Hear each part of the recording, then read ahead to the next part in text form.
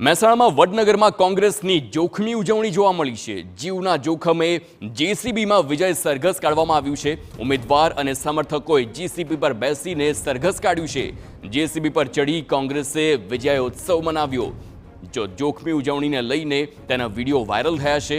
આ રીતે જોખમી સરઘસ કાઢવું કેટલું યોગ્ય છે તે સવાલ થઈ રહ્યો છે।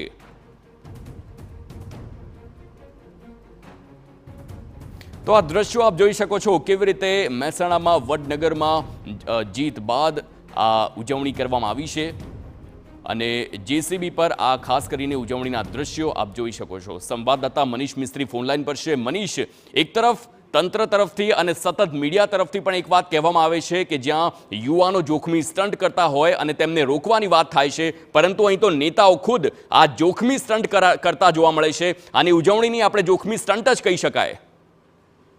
ચોક્કસથી એક આ પ્રકારનો જોખમી સ્ટન્ટ જ કહી શકાય અને આ પ્રકારે જે વિજય સરઘસ કાઢનાર વિરુદ્ધ કાર્યવાહી કેમ નહીં એ પણ એક સવાલ ઉભો થાય છે।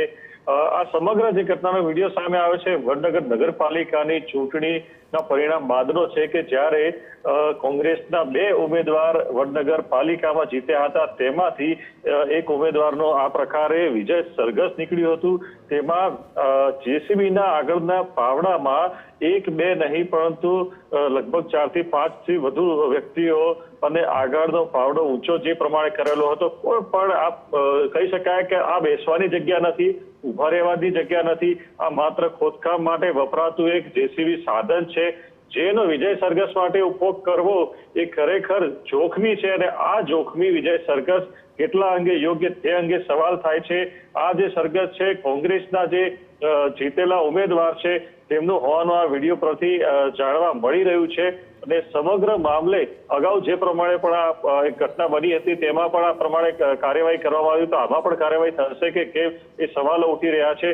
આમાં કોંગ્રેસના ઉમેદવાર ઠાકોર હપુજી ની જીત બાદ જેસીબી પર જેની છત પર પણ કેટલાક લોકો જોખમી રીતે બેઠેલા, તેની પાછળ આજુબાજુમાં જ્યાં જગ્યા મળી ત્યાં ખુલ્લામાં બેસેલા જેસીબી પાછું ચાલી પણ રહ્યું છે, એટલે કે ક્યાંક જો જેસીબી ની કોઈ એક હરકત થાય ને કોઈ પડી જાય તો કોઈનું જીવ પણ જોખમમાં બિલકુલ મનીષ, સમગ્ર માહિતી બદલ આભાર। તો હાલ આ દ્રશ્યો જોઈ શકો છો કેવી રીતે મહેસાણામાં વડનગરમાં જીત બાદ કોંગ્રેસના કેટલાક નેતાઓ આવી રીતે જોખમી સવારી અને જોખમી ઉજવણી કરતા